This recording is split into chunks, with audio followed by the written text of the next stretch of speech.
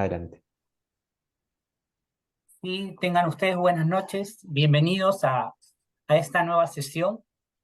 Hoy nos va a acompañar el profesor Sebastián Herreros, que es miembro de la CEPAL. Ahora Diego les va a dar les va a describir su currículum. Y nuevamente gracias a la OMC por auspiciar y gracias a Sebastián por compartir sus conocimientos y él es autor de un informe que ahora les va a detallar, que es muy útil para la región. No sé si Diego, le puedes leer sus antecedentes académicos y profesionales. Por supuesto, a todos, muchas gracias por asistir, bienvenidos. Tengo el gusto de presentar a Sebastián Herreros que nos brindará el tema Facilitación de Comercio y Logística Digital. Sebastián Herreros es ingeniero comercial por la Pontificia Universidad Católica de Chile y cuenta con un máster en Economía Política Internacional por la London School of Economics and Political Science del Reino Unido. Se ha desempeñado anteriormente en la Dirección General Económica del Ministerio de Relaciones Exteriores de Chile y en la actualidad es el oficial de Asuntos Económicos, Comercio e Integración de la Comisión Económica para América Latina y el Caribe de Naciones Unidas, o CEPAL. Profesor Herreros, tiene usted adelante el tiempo y también la posibilidad de compartir su presentación. Muchas gracias, Diego. Muchas gracias, Manuel. Muy complacido de acompañarlos hoy. Muchas gracias por la invitación. Es la segunda vez que participo en el diplomado de comercio digital. El tema que efectivamente sobre el cual se me ha pedido exponer el día de hoy es los vínculos entre la facilitación del comercio, el comercio sin papeles y la logística digital. Para eso tengo, bueno, preparada una presentación que les voy a compartir ahora. Les ruego que me indiquen si la ven. Correcto, sí. ¿Sí? ¿Se ve? Ya. Bueno, muy bien. A ver, déjenme también programar mi mi cronómetro para que el tiempo no me atrape.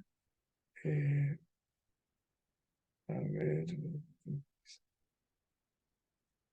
un segundo, por favor. Bueno, muy bien. Yo quisiera estructurar la sesión de hoy en torno a cuatro grandes grupos de temas. Em, y bueno, antes incluso de listar estos temas, conversaba algunos minutos antes de comenzar esta sesión con Manuel y con Diego, y me parece que probablemente va a haber algún nivel de traslape con contenidos que ya fueron vistos en la primera sesión doble del curso el jueves pasado, si no me equivoco. Si así es, mis excusas, yo creo que, pero ciertamente vamos a profundizar en algunos asuntos más allá de lo que fue el caso en aquellas sesiones, así que ténganme un poco de paciencia si lo que parto contándoles les suena ya familiar. Bueno, habiendo hecho esta advertencia, entonces los cuatro grandes temas en torno a los cuales quisiera estructurar la presentación de hoy es primero algunos conceptos básicos, ¿verdad? ¿Qué es la facilitación del comercio? ¿Qué es el comercio digital? ¿Qué es el comercio sin papel? Y cómo estos tres conceptos se relacionan entre sí. Posteriormente, hablarles un poco sucintamente sobre el acuerdo de facilitación del comercio de la OMC, cuáles son sus objetivos, cuáles son sus principales disposiciones, cuál es el estado de su implementación en el mundo y acá en la región. Tercero, entramos a lo que probablemente sea lo más interesante de esta sesión, que es una mirada a lo que es el desempeño de los países de América Latina, en realidad de América Latina y el Caribe, en la implementación del acuerdo de facilitación del comercio y particularmente en el ámbito de la digitalización del comercio sin papel, para lo cual yo les voy a presentar los resultados de una encuesta que hicimos con la participación de los gobiernos de 26 países de la región en el primer semestre de este año. Y que por lo tanto los resultados que les voy a mostrar son muy frescos, creo que dan un retrato bien preciso del estado del arte hoy en día en nuestros países. Y por último, algunas reflexiones finales. Y bueno, luego de eso, obviamente, espacio para preguntas, respuestas, comentarios. En fin, vamos entonces. Quisiera yo algunos conceptos básicos. Entonces, ¿qué entendemos por facilitación del comercio? No hay una única definición, pero para no sobrecomplejizar el asunto, podemos decir que la facilitación es, podemos remitirnos a la definición que utiliza la propia Organización Mundial del Comercio, que es la simplificación, modernización y armonización de los procedimientos de exportación e importación. Puesto todavía más simple o en términos coloquiales, de lo que se trata la facilitación del comercio es de reducir el exceso de tramitología en el comercio exterior. El comercio está sujeto a un gran número, generalmente sujeto a un gran número de requisitos de, de documentación, sean declaraciones aduaneras, certificados de origen, certificados sanitarios en el caso de los productos animales o fitosanitarios en el caso de los productos vegetales, frutas, en fin, agroindustria, muchas veces licencias de diverso tipo, en el caso de los productos químicos o acreditaciones de que un producto no contraviene las normas de propiedad intelectual, de que no es un producto pirata, en fin, o certificados de tipo ambiental, eh, en fin. Y hay muy buenas razones por las cuales el comercio está sujeto a todo ese tipo de requisitos, porque bueno, a todos nos interesa que el comercio fluya libremente, pero también nos interesa que los productos que fluyen a través de las fronteras sean productos que sean saludables, que no afecten la salud de los consumidores que los van a comer, por ejemplo, en el caso de los alimentos, que sean productos que no generen perjuicios al medio ambiente, que sean productos que no afecten el patrimonio sanitario de un país, en fin, que sean productos que no vayan a afectar el patrimonio cultural de un país. Nos interesa también que a través del comercio no se produzcan situaciones de subdeclaración, de contrabando o para qué decir narcotráfico. En fin, hay muy buenas razones por las cuales eh, comerciar no es algo tan simple como subir un producto a un buque y mandarlo a otro lugar y que esté sujeto a un número importante de requisitos en términos de documentación y de inspecciones muchas veces. Porque hay, y como les decía, porque hay toda una serie de objetivos muy lícitos, eh, eh, muy importantes de política pública que también hay que salvaguardar, no solo la fluidez del comercio. Pues bien, entonces la facilitación del comercio no apunta a eliminar la tramitología en el comercio exterior, porque eso sería una muy mala cosa. A lo que se apunta es a que los procedimientos sean lo menos restrictivos posible, o puesto de otro modo, lo menos restrictivos posible siempre que permitan cumplir con los otros objetivos de política pública involucrados, es decir, prevenir la subdeclaración, el contrabando, el narcotráfico, el ingreso de productos piratas, en fin. Bueno, el comercio digital, por otro lado, que es el tema de este diplomado, digamos, aquí nuevamente hay muchas definiciones. Una que elabora la OCDE es, bueno, son aquellas transacciones comerciales que cumplen 4 condiciones, digamos. Pueden incluir ya sea a bienes o a servicios o a una tercera categoría híbrida, que son los denominados productos digitales, como puede ser una descarga de una canción, de una serie, de una película, de un juego, de video, en que no es evidente si eso es un bien o un servicio, es alguna especie de híbrido que muchas veces se dan llamar un producto digital. Pues bien, el comercio digital puede incluir ya sea bienes o servicios o productos digitales. Ese es el que se comercia. El cómo se comercia tiene que ver con la segunda condición, que sean transacciones habilitadas digitalmente, es decir, la transacción de compra-venta tiene lugar a través de una plataforma basada en Internet. La tercera condición tiene que ver ya con la entrega del producto o servicio, y ahí la entrega puede ser física, en el caso de los bienes, lo que nosotros compramos por Amazon o el Mercado Libre o lo que sea, o digital, muchas veces cuando hacemos una descarga de un juego de video, por ejemplo, desde una plataforma que vende ese tipo de cosas. Y por último, en cuanto a quiénes son los que participan, pueden ser consumidores, pueden ser empresas, pueden ser gobiernos, y eso da lugar a la conocida taxonomía, el B2B, B2C, etc. No voy a pasar por ahí porque ustedes esto ya lo saben. Pues bien, por último, el comercio sin papel yo diría es como una especie de subconjunto de la facilitación del comercio. El comercio sin papel es aquel que tiene lugar, es bastante evidente el concepto, es aquel que tiene lugar sobre la base del intercambio de datos, documentos y flujos de pagos en formato electrónico. Y ese comercio sin papel tiene a su vez dos dimensiones, una dimensión interna y una dimensión transfronteriza.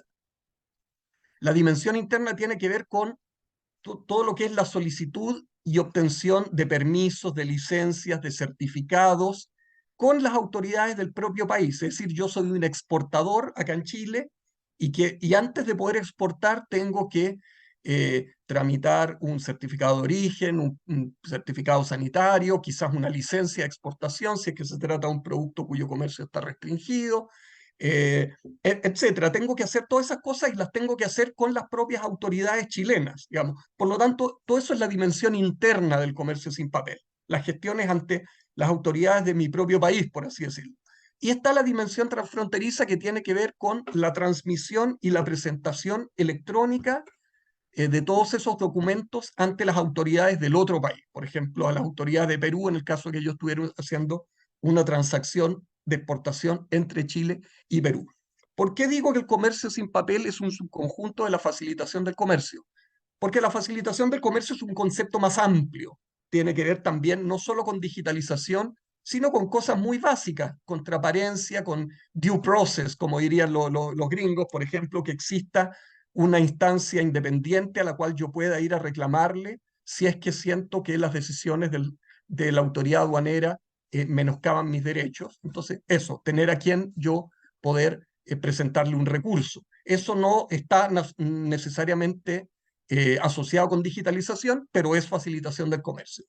Pero ciertamente el comercio sin papel es el elemento probablemente central hoy en día de la facilitación del comercio. Es decir, cómo simplificamos, cómo modernizamos, cómo armonizamos los procedimientos. Una manera muy obvia de hacerlo es a través de desmaterializarlos, a través de digitalizarlos. Vamos a hablar de eso en más detalle en los próximos láminas.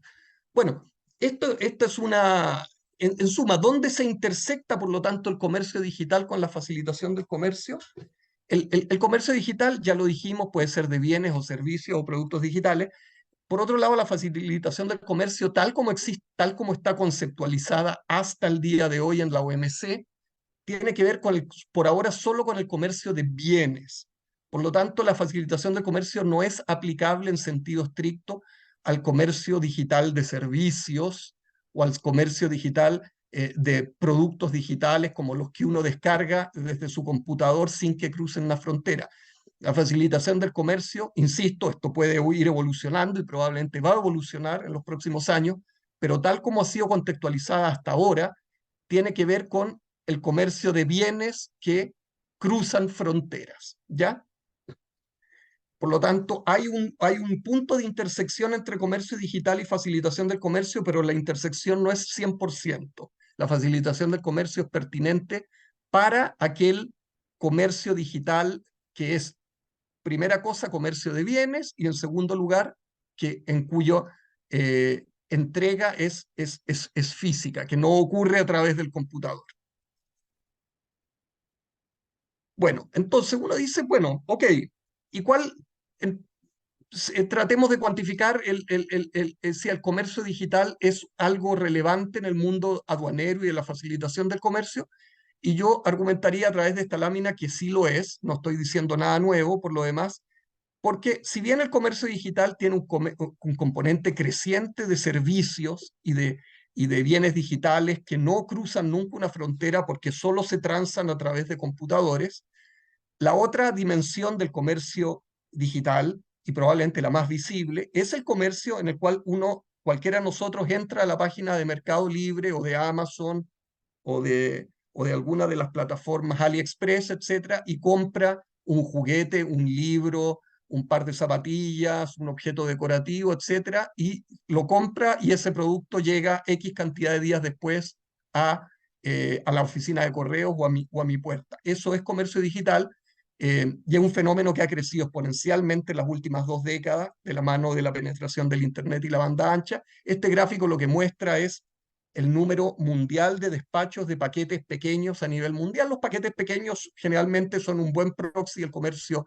e-commerce en bienes, porque bueno, lo que uno compra en las plataformas generalmente son cosas que llegan en un sobre o en un pequeño paquete. Entonces, como ustedes ven, en los últimos 20 años, efectivamente, el número de paquetes que están cruzando el mundo, producto de estas transacciones de e-commerce, se ha multiplicado casi por 5, y eso, desde luego, es un tremendo desafío para las autoridades aduaneras, procesar esta enorme cantidad de envíos pequeños.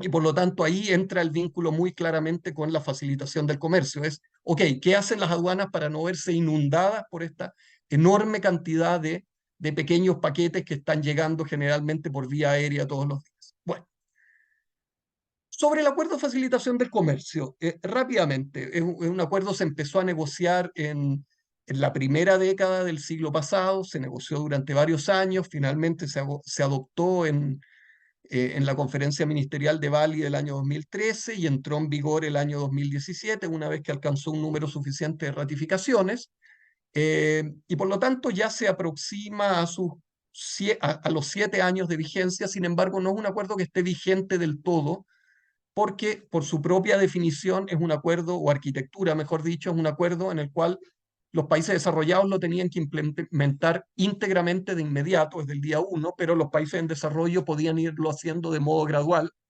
en la medida que lo permitieran sus capacidades técnicas y financieras y de recursos humanos. Y en la mayoría de los países, no en la mayoría, pero en varios países latinoamericanos todavía el acuerdo no está 100% implementado, sí está muy avanzado ya. Este acuerdo lo que hace es ponerle una expresión, hacer más precisas las obligaciones que estaban contenidas de un modo más general en 3 artículos del GATT, del Acuerdo General sobre Aranceles Aduaneros y Comercio, los artículos 5º, 8º y 10º. Nuevamente no los voy a leer, toda esta presentación va a quedar con ustedes. Y lo que él, claro, si a uno le preguntan, bueno, ¿y de qué se trata el acuerdo de facilitación? ¿Cuál es su objetivo? Es lo que ya les mencionaba un par de láminas atrás, es cómo agilizar la circulación transfronteriza de bienes, de mercancías, sin que ello implique renunciar a que las autoridades aduaneras y de control fronterizo de los países puedan cumplir otros objetivos muy importantes de política pública: la preservación del medio ambiente, del patrimonio animal y vegetal, el combate al contrabando, el combate a la piratería, el combate al narcotráfico, a la subdeclaración, etc.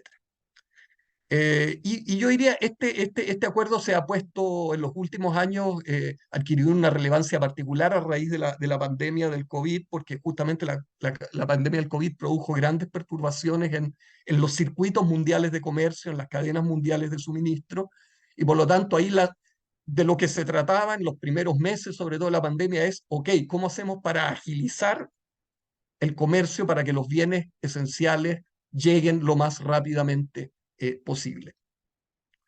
El acuerdo sobre facilitación del comercio no es un acuerdo orientado particularmente al comercio digital, es un acuerdo orientado al comercio de bienes en un sentido amplio. Ahora bien, tiene varias disposiciones que son muy pertinentes para la promoción del comercio digital. Vuelvo a insistir, el comercio digital de bienes, aquel en el cual nosotros compramos libros, zapatillas, electrodomésticos a través de las plataformas, no del comercio digital de servicios o de productos digitales. Y ahí hay varias disposiciones muy pertinentes. La tramitación previa a la llegada, que es el artículo 7.1, por ejemplo, que en el fondo lo que dispone es que yo, cuando exporto, puedo tramitar ya por vía electrónica toda la documentación con la aduana del país importador, de modo tal que cuando el embarque, el buque llegue a puerto y se saque el container y se abra el container, ojalá la liberación del embarque pueda ser muy rápida, porque todos los trámites de importación ya se hicieron mientras el barco iba en camino a su destino. El pago electrónico de aranceles, impuestos, tasas y cargas, el tema de los operadores económicos autorizados, del cual voy a hablar un poco más adelante, el acuerdo sobre facilitación tiene un artículo específico sobre envíos urgentes, que es básicamente los envíos que se hacen en el e-commerce y que llegan por vía aérea en paquetes pequeños, y ahí tiene una serie de disposiciones que apuntan a, ojalá, acelerar lo más posible la liberación de estos embarques. La aceptación de copias y por último, y a esto le voy a dedicar bastante tiempo, la ventanilla única de comercio exterior. Ahora, bueno, ¿cómo estamos en América Latina en términos de la eficiencia de nuestras formalidades aduaneras? Aquí hay un estudio bastante reciente del año pasado, del Logistics Performance Index del Banco Mundial, que mide precisamente la opinión de expertos sobre la calidad de las formalidades aduaneras en distintos países, en términos de qué tan rápidas, que son, tan expeditas, tan predecibles son. Y acá este gráfico lo que muestra es los países latinoamericanos, cómo les fue en ese ranking, digamos, en un puntaje que va desde 1, que es una nota muy mala, a 5, que es una nota excelente. Y en general, bueno, a los países de la región les va entre el 2 y el 3, es decir, no les va muy bien. Y la mayoría de los países, o sea, el promedio de nuestra región, que es la línea punteada verde, está por debajo del promedio mundial y por cierto está muy lejos de los países líderes, en este caso la línea punteada azul, que es Singapur. Eh, y son pocos los países de nuestra región que superan el promedio mundial, en este caso son Panamá, Chile, Brasil, Uruguay. Es decir, efectivamente hay espacio para mejorar la calidad de la gestión de nuestras aduanas en términos de reducir la tramitología, ¿ya? Y esto a su vez se traduce en costo. Esto no es un tema inocuo, digamos, es un tema que efectivamente se traduce en mayores costos, tanto monetarios como de tiempo, para exportar o importar. Esto lo documentaba bastante acuciosamente otro índice del Banco Mundial que ya se descontinuó, que es el Doing Business, en que efectivamente ellos medían los costos de tiempo y de dinero, o sea, de tiempo y de dinero, bien digo, eh, derivados de cumplir con los procedimientos transfronterizos de inspección física y de presentación y tramitación de documentos, tanto para exportar como para importar. Y acá en este gráfico ustedes ven cómo siempre el costo en dólares, tanto para exportar como para importar en América Latina, que es la barra amarilla, perdón, es mucho más alto, es 3 veces, 4 veces, incluso 6 veces más alto que en los países de altos ingresos de la OCDE, es decir, los países europeos, Japón, Estados Unidos, en fin. Por lo tanto, efectivamente, hay ganancias que se pueden obtener de la simplificación de los procedimientos aduaneros. Bueno, en este contexto les quiero presentar esta encuesta que nosotros hacemos, las 5 comisiones regionales de Naciones Unidas, que es la encuesta mundial sobre facilitación del comercio digital y sostenible. Es este proyecto conjunto, lo venimos haciendo cada 2 años desde el 2015 y la última edición, por lo tanto, fue ahora en el primer semestre del 23. Y lo que busca es monitorear los avances de los distintos países y regiones del mundo en la implementación del acuerdo de facilitación del comercio, pero también en algunas medidas que van más allá de lo que exige el acuerdo de facilitación y que son medidas fundamentalmente de digitalización de comercio. Bueno, y en esta edición, la del 2023, participaron 123 países de todo el mundo, 26 de ellos de nuestra región. La CEPAL coordinó la realización del estudio en América Latina. A mí personalmente me tocó coordinarlo. Ahí estoy haciendo un pequeño publicidad.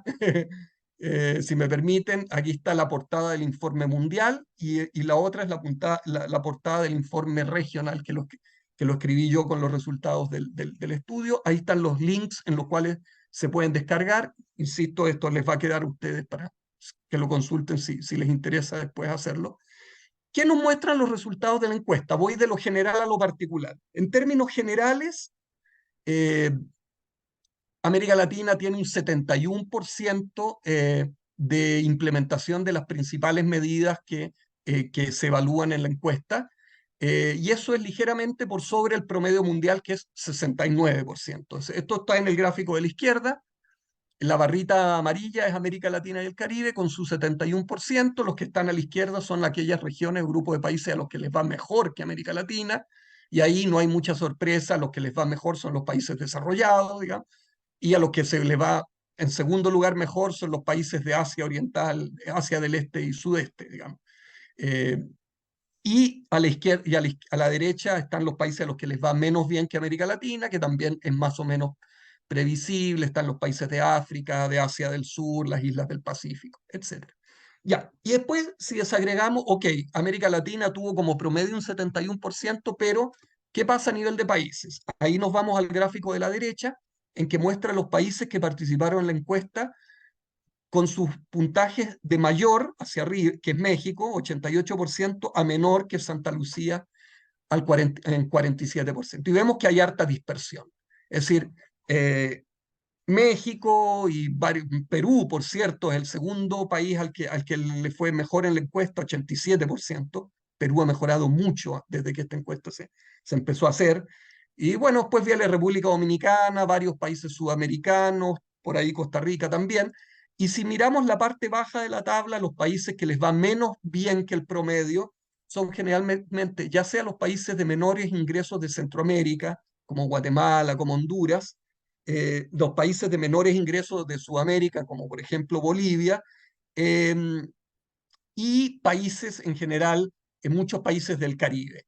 Eh, Guyana, Trinidad y Tobago, San Kitts y Nevis, etcétera, que son paisitos muy, muy pequeños, digamos, y que tienen grandes limitaciones financieras y de recursos humanos para poder implementar las medidas de facilitación del comercio. Bueno, ya vamos ahora directamente a las cosas que son relevantes para el comercio digital. La encuesta mide el grado de implementación de una serie de medidas vinculadas con el comercio digital, o más que con el comercio digital, con la digitalización del comercio, con la digitalización de los trámites que, que, que tienen lugar en torno al comercio. Y este gráfico lo que muestra es cómo le va a nuestra región en respecto de esas medidas, ordenados de mayor a menor. Y nuevamente se repite el patrón en cuanto a que hay mucha dispersión.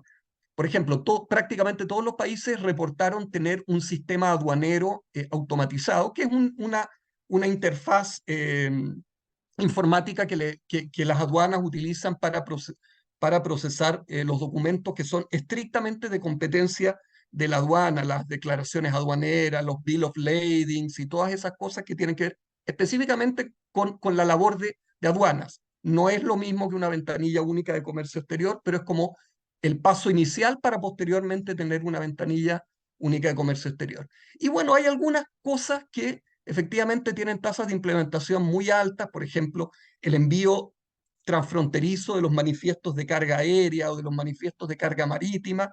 Eh, bueno, obviamente el hecho de que las aduanas estén conectadas a Internet en los cruces fronterizos, bueno, no es algo, es algo básico, ¿no?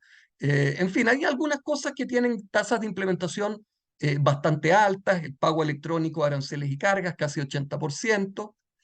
Eh, pero hay toda una serie de medidas en las cuales todavía estamos rezagados. Por ejemplo, la solicitud y emisión electrónica de licencias, permisos y certificados solo tiene un 62% de implementación, y después hay una serie de medidas que tienen tasas de implementación inferiores al 50%. El intercambio electrónico transfronterizo de certificados de origen, la propia solicitud y emisión electrónica de certificados de origen, el intercambio electrónico transfronterizo de certificados SPS, el intercambio electrónico de declaraciones aduaneras y la solicitud electrónica del reintegro de pagos aduaneros. Es decir, todavía hay una parte de la agenda de digitalización de trámites que está bastante rezagada. Y bueno, aquí les voy a hablar bastante de la ventanilla única, porque la BUCE, Ventanilla Única de Comercio Exterior, es el instrumento crucial para poder avanzar en todos esos temas que tenemos pendientes. Aquí lo que hay arriba, no me voy a detener, es una representación esquemática de lo que hace una BUCE. Lamentablemente la mejor que encontré estaba en inglés, pero la BUCE básicamente es una plataforma informática que permite a las partes involucradas en el comercio y en las operaciones de transporte asociadas con el comercio, que les permite presentar a través de un punto de entrada único, un punto de entrada único no físico, sino digital, presentar a través de ese punto de entrada único toda la documentación e información necesarias para la exportación, la importación o el tránsito de mercancía. Es decir, yo soy un exportador, necesito obtener permisos del Ministerio de Agricultura, del Ministerio de Defensa, del Ministerio de Salud, de la Dirección de Explosivos, etcétera, y del Instituto de Propiedad Intelectual, en vez de yo tener que ir a la sede física de cada una de esas instituciones a presentar los papeles respectivos y obtener los certificados respectivos, me meto a mi computador, tal como estoy yo aquí hablándoles ahora, entro a la página web, digamos, de la BUCE, y a partir de ella presento digitalmente toda la documentación, el sistema recibe toda mi documentación y deriva los documentos que yo presenté.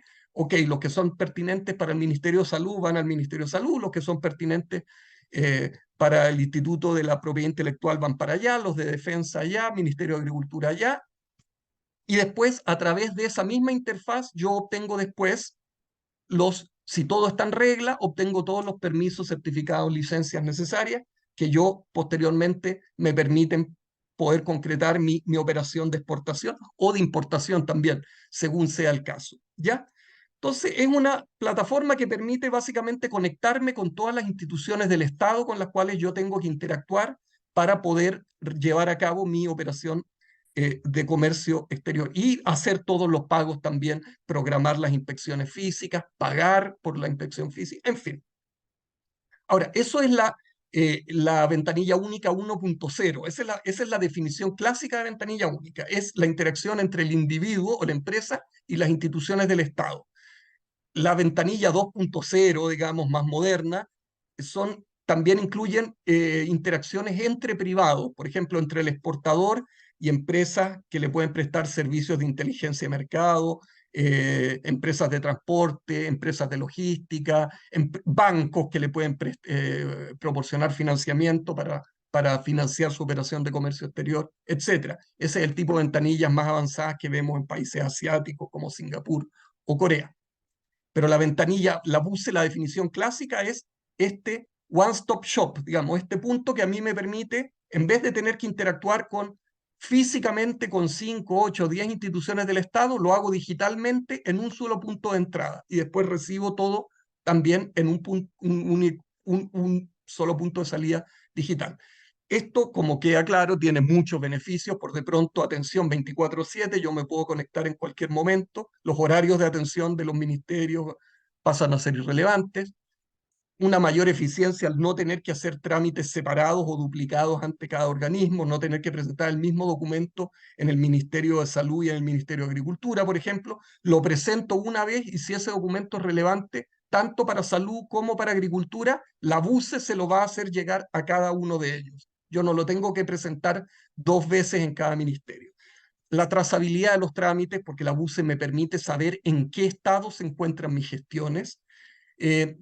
Minimiza la corrupción al eliminar la interacción cara a cara. Cuando yo tengo que ir a cada oficina pública, a la ventanilla, a pedir un permiso, hay muchas más posibilidades de que me terminen diciendo, sí, ok, yo te acelero esto, te pongo el timbre, pero a cambio de una coima. Acá en la BUCE eso es imposible, o por lo menos es muchísimo más improbable. Y yo diría en general contribuye a una cultura de mayor transparencia y de mejor gestión en los órganos del Estado. Bueno, eso en cuanto a la ventanilla 1.0, y como ven los beneficios son bastantes. Ahora la ventanilla 2.0, de la cual hablábamos hace un momento, también me permite, además de todo esto, que ya es suficientemente valioso, me permite como exportador o como importador conectarme con otras empresas que me pueden proveer de servicios que yo también necesito, como servicios de transporte, de logística, legales, de financiamiento, de inteligencia de mercados, en fin. Y ahí hay algunos casos, estos muy embrionarios, como les decía, es algo que está bastante más avanzado en Singapur, en Corea, menos en nuestra región, pero ya hay algunos casos interesantes en América Latina. Uno de ellos es en Perú, precisamente, en los módulos de Perú Marketplace y de ePymex, en la ventanilla única de comercio exterior del Perú, que son herramientas fundamentalmente pensadas para MIPYMES, que les permite, por ejemplo, a través de la ventanilla única tener acceso a la posibilidad de encontrar compradores para los productos que ellos venden, por ejemplo. Y algo similar es el módulo Tú Exporta en el caso de la ventanilla única del Uruguay, que también es un mecanismo simplificado para que las pymes puedan puedan facilitarles el exportar, ¿ya? A través del uso de la BUCE. Ahora, las BUCE, y esto aquí vuelvo a los resultados de nuestra encuesta, lamentablemente todavía tienen una baja tasa de implementación en nuestra región. Cubrimos 26 países en el informe, de esos 26 países solo 9 tienen su BUCE completamente implementada, uno de ellos es el Perú, y por completamente implementada entendemos como que, según la información que los países nos proporcionaron, todas las partes relevantes están conectadas a la BUCE y además que se exige legalmente que todos los órganos del Estado con competencia en materia de comercio exterior se conecten a la BUCE, ¿ya? Si, si nos atenemos a esos dos criterios, solo 9 países, que son los de la columna más a la izquierda, tienen su BUCE completamente implementada. Después hay 10 que la tienen parcialmente implementada, ya sea porque hay instituciones que todavía, básicamente porque hay instituciones que todavía no se han conectado, o porque hay trámites específicos que todavía no se han subido al sistema y que por lo tanto se tienen que hacer manualmente. Y por último, hay 9 países que no tienen BUCE en absoluto, aún, habiendo transcurrido ya casi 7 años desde el inicio de la entrada en vigor del acuerdo de facilitación. Y son generalmente los países de menores ingresos, Belice, Bolivia, Honduras, Nicaragua, o algunos países del Caribe que no son países de bajos ingresos, pero que son microestados, por así decirlo, que tienen burocracias públicas muy pequeñas y que tienen otro tipo de limitaciones. Y algunos de esos países, de hecho, acabo aquí una pequeña digresión, digamos, implementar una BUCE es difícil. Es difícil porque cuesta plata, hay que invertir en hardware, hay que invertir en software y además en software que hay que estar actualizando permanentemente, hay que invertir en capacitación de recursos humanos y es muy intensivo también en coordinación interinstitucional, porque al final la BUCE lo que está diciéndole al Ministerio de Defensa, al Ministerio de Salud, al Ministerio de Agricultura es, señor, usted ya no tramita sus trámites a la manera en que siempre lo ha hecho, sino que tiene que conectarse y tiene que hacerlo a través de esta interfaz. Y muchas veces las burocracias públicas son renuentes a eso porque sienten que pierden autonomía. Entonces, implementar la BUCE no solo es costoso en términos de los recursos financieros o tecnológicos involucrados, sino también es costoso políticamente, digamos, que puede haber resistencia por parte de ciertas instituciones del Estado a entrar al sistema. Y bueno, la prueba de que es costoso es que casi el 60% de los países latinoamericanos, al momento de entrar en vigor el acuerdo de facilitación del comercio, casi el 60% de nuestros países de la región puso a la BUCE en lo que se llamó la categoría C, que es otro modo de decir que condicionaron la implementación de la BUCE a la recepción de asistencia técnica o financiera. Nosotros hace algunos años hicimos un monitoreo de cuáles eran el tipo de asistencia que los países latinoamericanos y del Caribe habían pedido como requisito para poder implementar la BUCE. Y bueno, ahí ustedes ven, por ejemplo, casi el 90% de las solicitudes se referían a capacitación en materia de tecnología, del software y el hardware necesario. Casi el 80% tenían que ver con la capacitación de los recursos humanos para que la gente sepa cómo usar la BUCE, en fin, etcétera. Como les decía, es un tema costoso, no es fácil. Eh, por otro lado, también algo interesante que pudimos relevar en la encuesta y que tiene que ver directamente con la digitalización del comercio es que, a pesar de todas estas dificultades, hay avances interesantes a nivel de los mecanismos subregionales de integración en cuanto a el intercambio electrónico de documentación. Por ejemplo, en el caso de la Alianza del Pacífico, de la cual el Perú es miembro, al igual que Chile, ya se intercambia, los 4 países tienen ventanillas únicas operativas, y no solo eso, sino que más han logrado interconectarlas, lo que se llama la interoperabilidad de las ventanillas únicas, que las ventanillas únicas conversen entre sí, cosa que no es obvia, digamos, requiere mucho trabajo, estandarizar datos, en fin, hay toda una serie de cosas muy complejas detrás. Pues bien, los 4 países de la alianza han logrado interconectar sus ventanillas únicas y a través de eso intercambian los certificados de origen o los certificados fitosanitarios, de modo tal que nada de eso ya va en papel, digamos. Y están trabajando ahora para también poder, haciendo las pruebas, para poder intercambiar electrónicamente otros documentos como los certificados zoosanitarios o las declaraciones aduaneras. De modo similar en la comunidad, en Centroamérica, los países centroamericanos también tienen algunos avances en este tema, los países del Mercosur. La comunidad andina está algo más atrasada, pero tiene un proyecto en marcha, del cual seguramente ustedes están en mayores antecedentes que yo. Intercom, me parece que se llama, o Manuel probablemente lo... Sí, Intercom, precisamente, el proyecto Intercom, Interoperabilidad Comunitaria Andina, que justamente a lo que apunta es a lo mismo, a conectar las ventanillas únicas de Bolivia, Colombia, Ecuador y Perú para poder hacer todo el intercambio de documentación entre los 4 países por vía digital. Otro avance importante para el comercio digital tiene que ver con la figura del operador económico autorizado. Para aquellos de ustedes que no lo sepan, digamos, el operador económico autorizado, ¿a qué se refiere esta figura? Se refiere a que, para ponerlo muy coloquialmente, a las empresas que se portan bien se las premia con determinadas ventajas. Y esas empresas que se portan bien son certificadas por las aduanas como operador económico autorizado. ¿Y qué quiere decir portarse bien en este contexto? Son empresas que tengan un historial adecuado de cumplir con las leyes y reglamentos aduaneros, que muestren solvencia financiera y cuyas cadenas de suministro sean seguras. O sea, empresas con un buen historial. Y esas empresas que puedan acreditar un buen historial se pueden certificar como operador económico autorizado y a cambio de ese buen comportamiento obtienen ciertas ventajas, como por ejemplo menores requisitos de documentación o de inspecciones físicas, o incluso el poder pagar de modo diferido los aranceles, impuestos, tasas, cargas, en fin.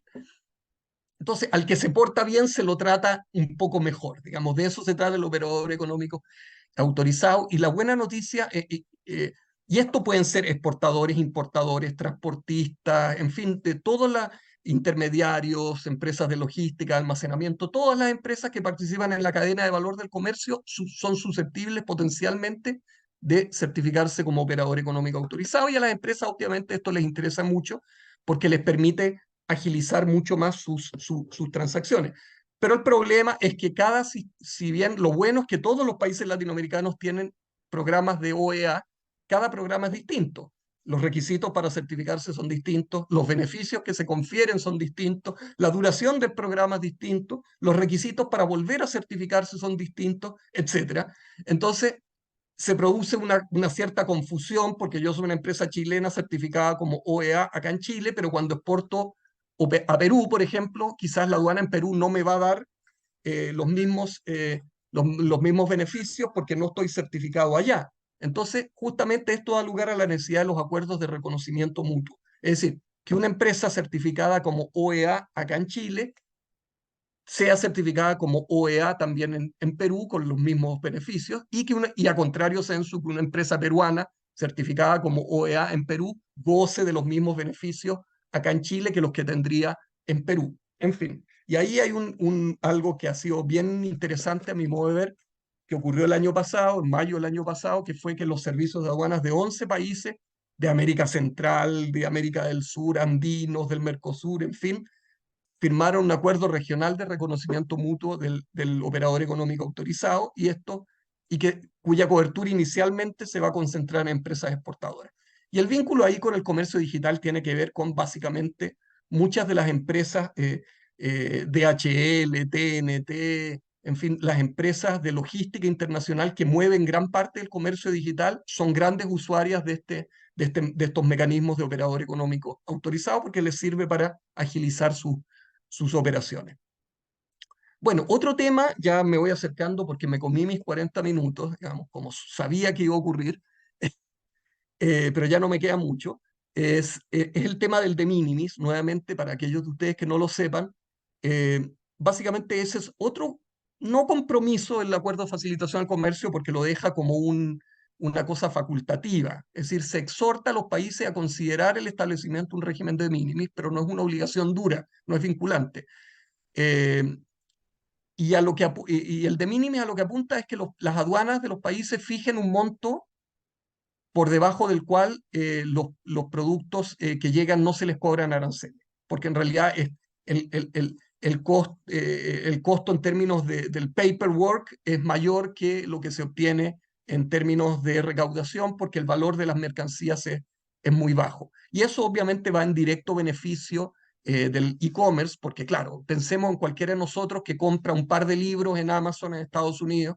Claro, eso serán $40, $30, lo que sea.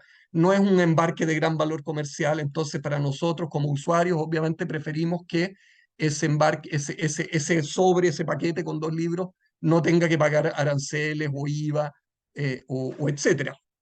Pero ahí hay un trade-off también por otro lado, porque los países están renunciando a recaudación eh, tributaria en último término al exonerar a esos embarques del pago de aranceles y de otros impuestos como el IVA. Entonces, el de minimis es un tema polémico, porque además se puede usar para evadir impuestos, es decir, yo puedo enviar en un sobre pequeño un producto electrónico que puede ser de altísimo valor, no sé, un celular de altísima gama, eh, y poner en los documentos que acompañan que esto vale $100 o $80 y en realidad vale 800, digamos. Entonces, ahí, en fin, es un tema bastante polémico y eso se refleja en el hecho de que no todos los países latinoamericanos tienen de minimis.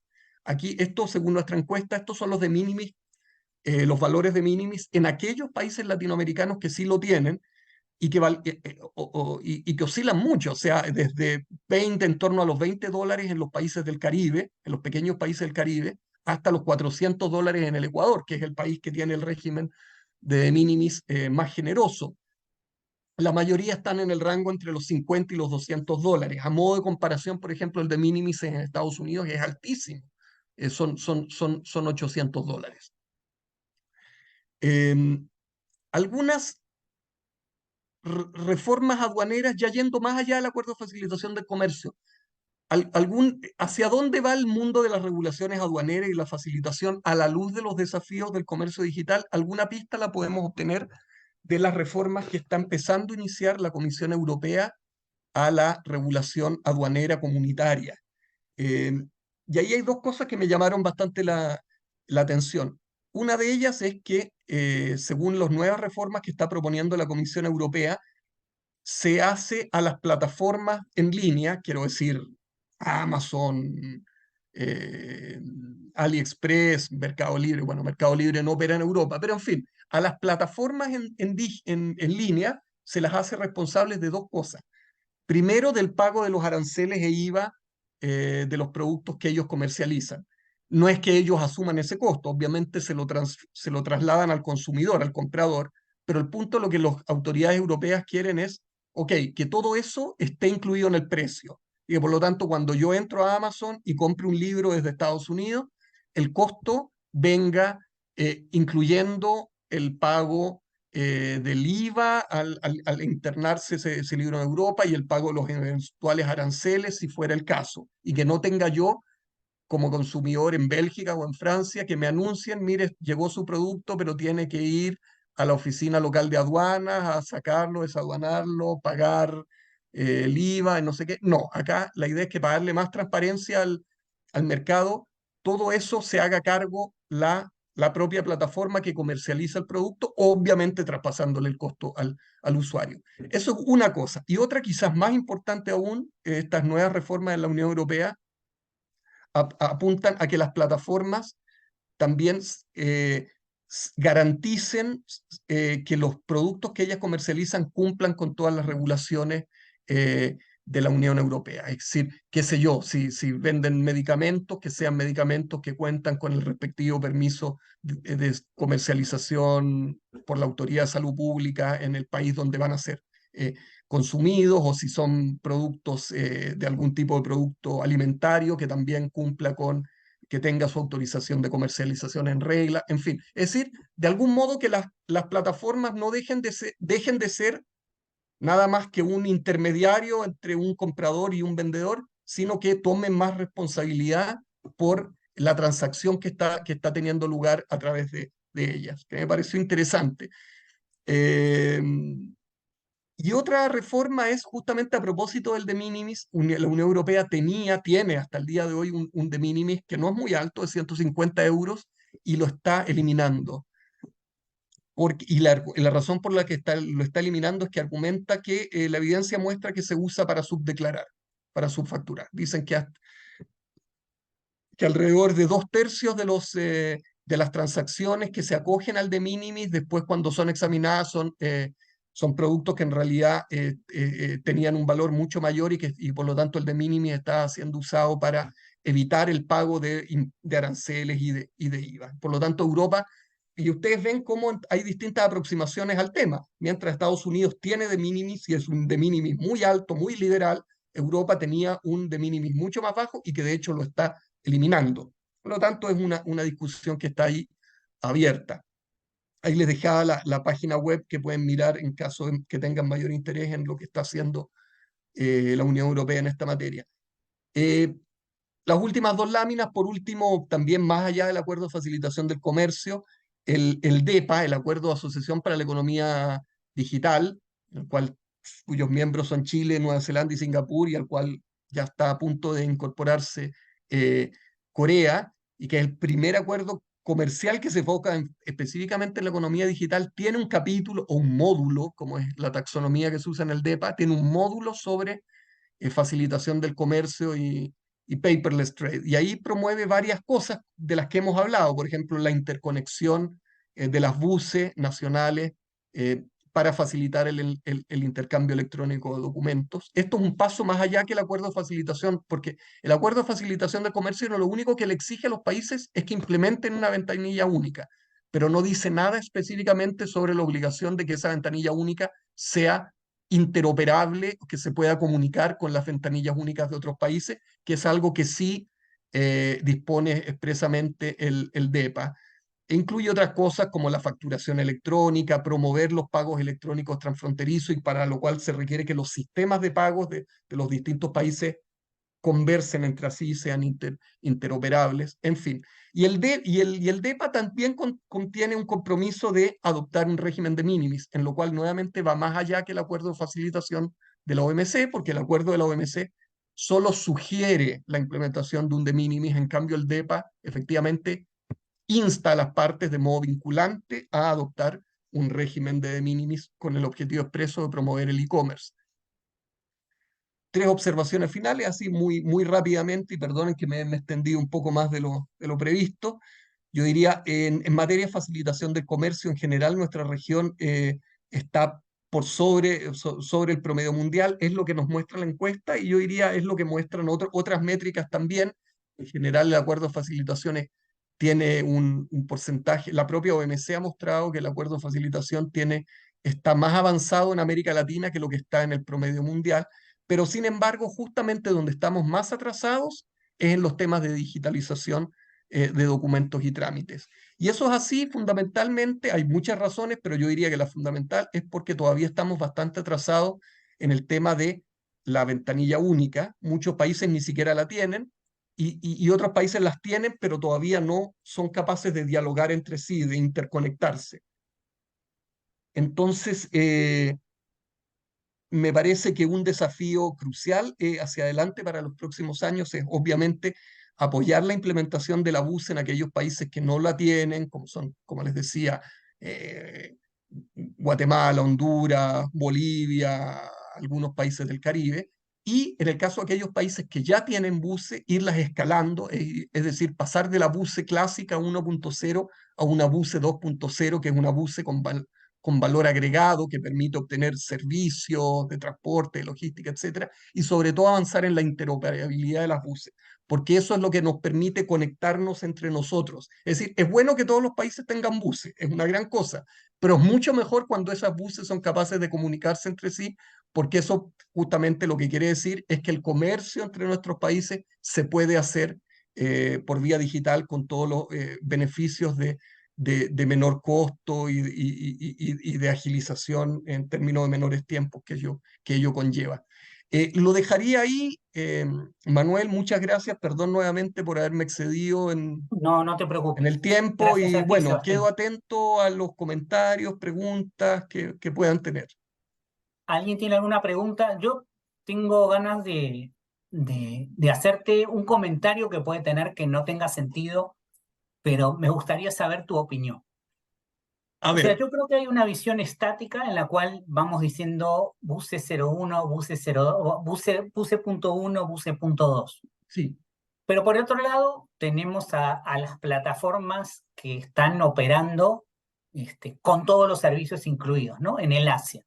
sí, Entonces, yo creo que ahí, más sabiendo, porque la gente de repente no se da cuenta que uno cree que es comprarse un televisor otro modelo, el buce punto 2, pero implica una reforma del Estado, es un esfuerzo terrible y todo eso. sí. Pero ¿cómo poder dar el salto, decir, bueno, estoy entre la 1.0, ir a la punto 2, y por otro lado van a una velocidad que yo no puedo ni siquiera verla? Y la pregunta es también, ¿tú no crees que la banca, los transportistas internacionales, o sea, todos los que están viendo que todo esto puede generar un ahorro en el costo, también venga una presión exógena para que nosotros mismos también apuremos la marcha? Con el problema de que, claro, tú lo hablaste a nivel regional, esto si no es que hacemos bienes regionales no vamos a poder avanzar mucho, ¿no? Sí. A ver, yo diría, a ver, voy a recurrir a un refrán que creo que es común en todos los países de habla hispana y bueno, y también en los no de habla hispana. Cada día tiene su afán, eso dicen en el campo chileno, que en el fondo es decir, vamos tomando las cosas una a la vez. ¿Qué quiero decir con esto? Antes de hablar de buses 2.0 y de buses con valor agregado, de esas que tienen módulos que permiten conectarse con las empresas de transporte y de logística y de seguros y las empresas que me pueden dar financiamiento, todo eso está muy bien. Esa es la frontera, por así decirlo. Eso es a lo que debemos aspirar. Pero antes de ir ahí, tenemos que hacer lo que viene antes, justamente. No pongamos la carreta delante de los bueyes. Lo primero es consolidar las buses 1.0. Y la buce 1.0 es, ok, que en cada uno de nuestros países efectivamente la gente, los operadores de comercio exterior puedan interactuar de la modo más eficiente posible con los organismos del Estado y por lo tanto para efectos de toda la tramitología involucrada en las operaciones de comercio exterior y que puedan, por lo tanto, yo gestionar desde sentado en mi computador todos los permisos, todos los certificados, todas las licencias, de la manera más transparente posible y más rápida posible y más eficiente posible. Eso para mí ya es una gran cosa. Punto uno. Punto dos, que esas buses 1.0 se puedan conversar entre sí, de modo tal que los documentos, los certificados, las licencias que yo puedo obtener de la buce de mi propio país, yo después las pueda, o esa misma buce las pueda intercambiar con la buce del país con el cual yo estoy, al cual yo estoy exportando, o con la buce del país desde el cual estoy importando. Eh, y ya después, yo diría después viene el tema, las cosas nunca son tan lineales, a veces las cosas también se van haciendo en paralelo. Pero yo diría, y después de eso, preocupémonos de tener buses que además em, permitan acceso a otro tipo de servicios ya con interacciones entre privados. No sé si me estoy expresando, no sé si estoy logrando transmitir la idea, pero o sea, preocupémonos primero de que, uno, de que haya buses, porque no olvidemos que en varios países no las hay. En Bolivia no hay buses, por ejemplo, ni 1.0, ni 2.0, ni 3.0, ni 0.0, no hay. Entonces, ahí, en el caso de un país como Bolivia, por ejemplo, lo primero es que haya buses, que la haya en Guatemala, que la haya en Honduras, que la haya en Nicaragua, que la haya en los países del Caribe. Punto dos, que las buses que ya existen en otros países como Argentina, como Chile, en las cuales no todas las instituciones del Estado están conectadas o no todos los trámites se pueden hacer, bueno, preocupémonos de que todas las instituciones del Estado vayan ingresando y que todos los trámites se puedan hacer. Punto tres, una vez hecho eso, que todas las buses nacionales puedan dialogar entre sí, que puedan interoperar. Entonces, ahí hay una tremenda agenda de trabajo y que tiene que ver nada más que con la función más básica y esencial el ABUCE, lo que define el ABUCE, que es un one-stop shop para la tramitología, para los trámites. Solamente hecho eso, yo me entraría a preocupar así seriamente del tema de, bueno, ¿y cómo le voy agregando nuevos features, digamos, a la BUCE, nuevos módulos que permitan también conectarme con las empresas financieras para obtener financiamiento, con las empresas de transporte para cotizar el costo de mandar mi container a otro lugar? No sé, o sea, hagamos lo básico primero y después nos preocupamos yo creo que nos sacamos mucho con mirar así a Singapur y a Corea, que están una galaxia más adelante, digamos.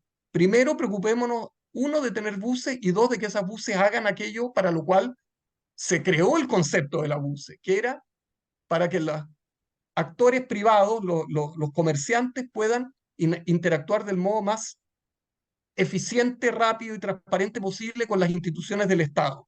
Y hecho eso, solo después, en realidad me parece que vale la pena entrar a preocuparnos más de estos otros temas que son súper importantes, pero que son de valor añadido, son como, no sé, no son de la esencia del abuse. No sé si me explico, Manuel. Sí, y la pregunta que te haría con relación a eso es, ¿cuál sería la estructura institucional que vos verías? Por ejemplo, en la comunidad andina tenemos el problema de que, por ejemplo, Bolivia no tiene digamos, buses, ¿no? Ujú. Pero ¿cómo lo pensás? ¿A nivel bilateral? ¿A nivel, por ejemplo, Alianza del Pacífico o a nivel Mercosur? ¿Cómo es que tú pensarías que empiecen a hablar las buses regionales Eh, o las buses nacionales para empezar a avanzar de manera regional? Bueno, a ver, yo lo primero que debiera decir, si es que no ha quedado claro a esta altura de la presentación, es que yo no soy un experto en buses, digamos. He aprendido mucho en los últimos años, pero no soy un experto, por lo tanto no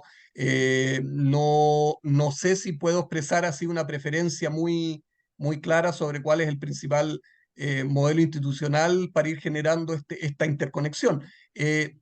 A ver, yo diría, lo óptimo sería, a mi modo de ver, que ojalá las buses de todos los países pudieran conectarse, interactuar entre sí, de todos los países latinoamericanos.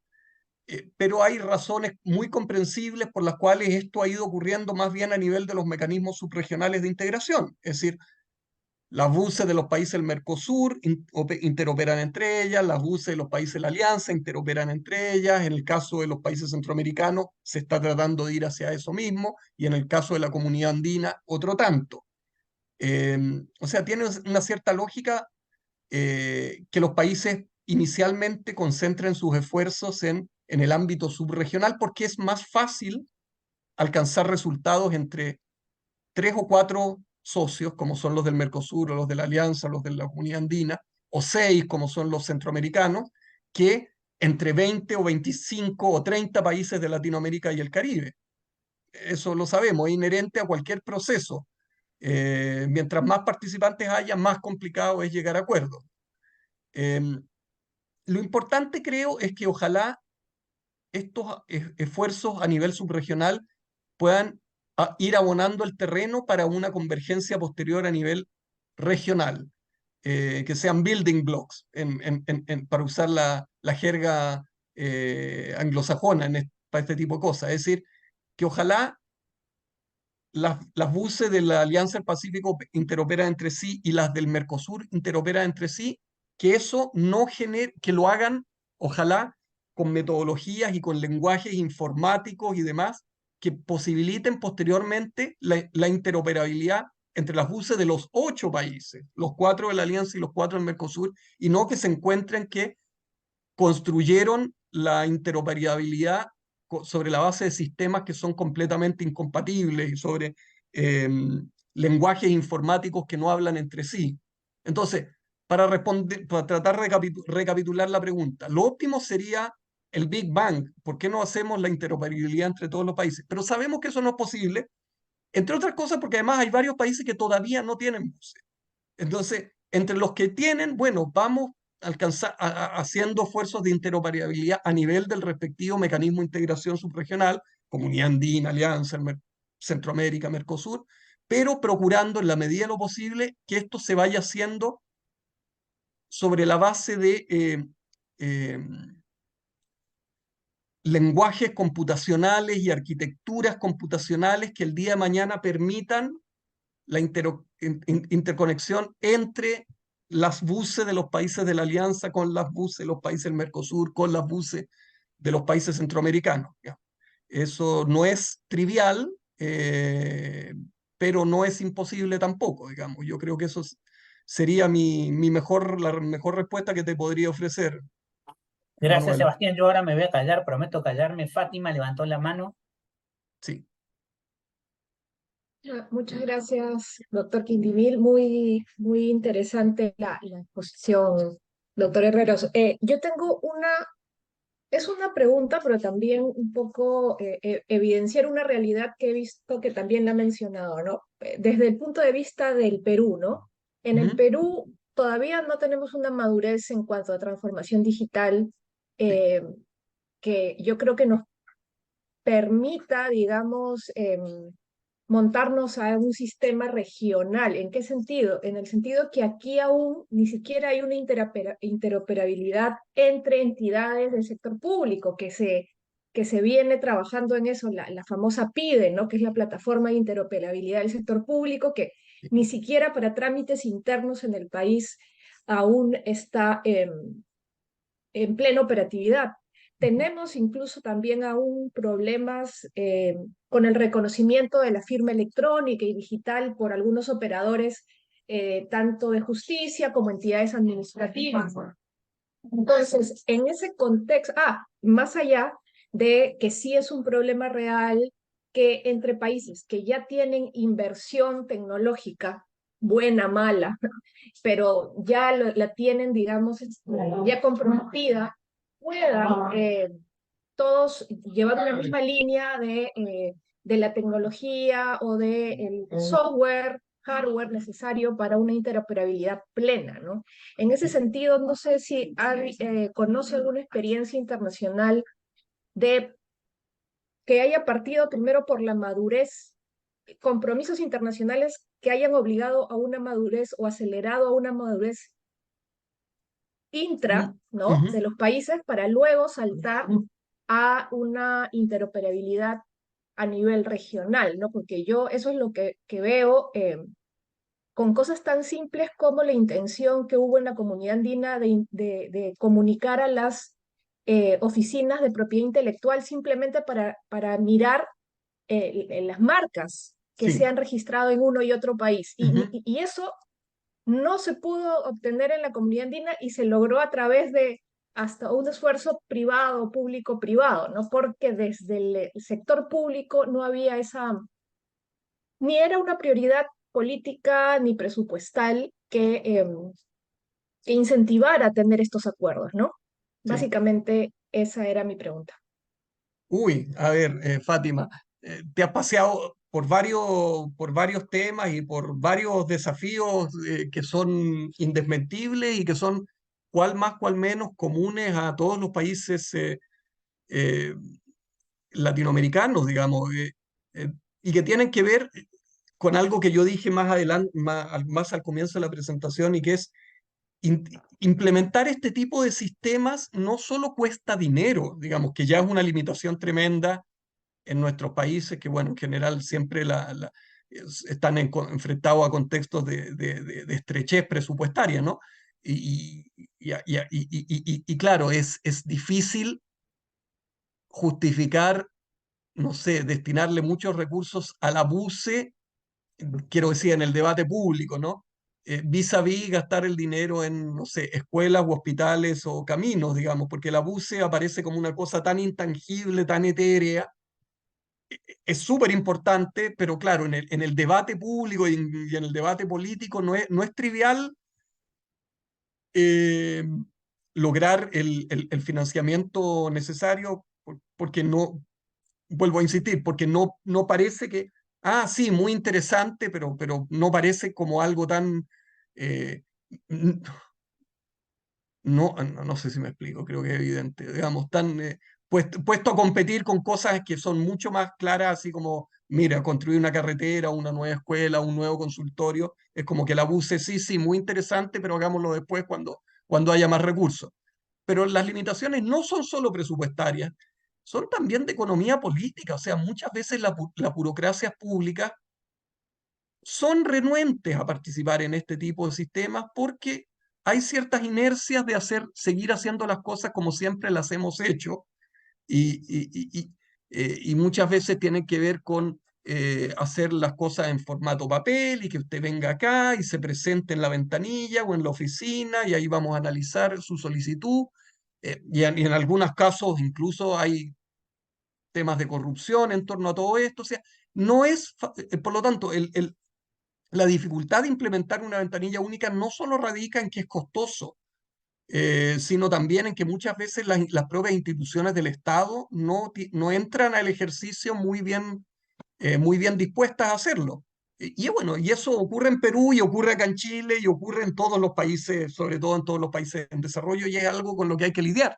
No es algo, no tengo yo una receta mágica que ofrecer al respecto, pero ciertamente hay literatura que analiza muchos estudios de caso que entran en este tema de cómo se logró implementar esto, siendo que muchas instituciones públicas inicialmente no veían la utilidad de hacerlo, digamos.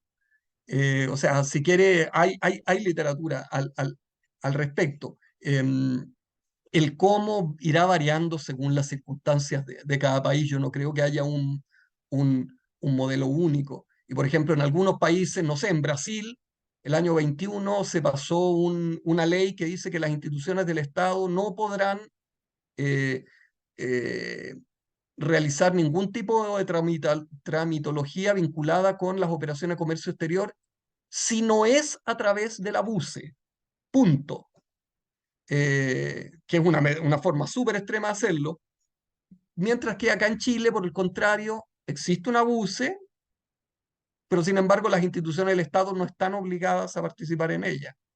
Yo personalmente tendería a pensar que sería preferible que sí hubiera una obligación de hacerlo, pero por razones que yo desconozco, en realidad se ha preferido mantener la participación en la BUCE como un asunto voluntario. Todo esto para decirte, yo no tengo una opinión súper definida, pero hay distintas formas de hacerlo, pero coincido contigo en que esto es complicado y no solo es complicado por el tema presupuestario o por el tema tecnológico, sino también es complicado por el tema político, es decir, convencer a las autoridades políticas de gastar capital político en esto y de entrar en peleas con el director del servicio X o de la agencia Y para que participen en la BUCE no es fácil, pero no es imposible tampoco.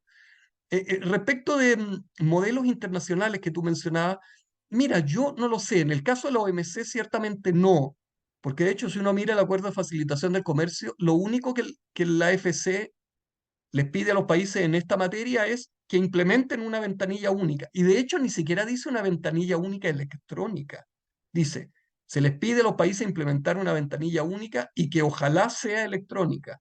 Y punto, eso es todo lo que dice. Por lo tanto, no dicen, la OMC, el Acuerdo de Facilitación, es silente respecto de cuál es la mejor arquitectura institucional para una BUCE o cuál es la mejor arquitectura informática o nada de eso. Ahí hay quizás otras instituciones que han generado ciertos estándares, digamos. La UNESE, la Comisión Económica para Europa de Naciones Unidas, ha generado varias, se me olvida en este instante cuál es el nombre específico no es una regulación, pero es como unos estándares, como de buenas prácticas para la implementación de la BUCE, que son un referente útil, si bien es soft law, digamos, no es vinculante, pero si uno mira la resolución tanto, no la recuerdo en este momento, de la UNESE es sobre, efectivamente, mejores prácticas para implementar una BUCE. La Organización Mundial de Aduanas también tiene buenas prácticas ahí que son que los países pueden seguir, pero todo esto es soft law, digamos, nada de esto, no hay ningún acuerdo del que yo sepa, por lo menos, ningún acuerdo multilateral vinculante que estipule la forma en que los países tienen que llevar a cabo la implementación de la BUCE o posteriormente la interoperabilidad de su BUCE con las BUCE de otros países. Es lo que podría decir. Muchas gracias. No sé si hay alguna otra pregunta.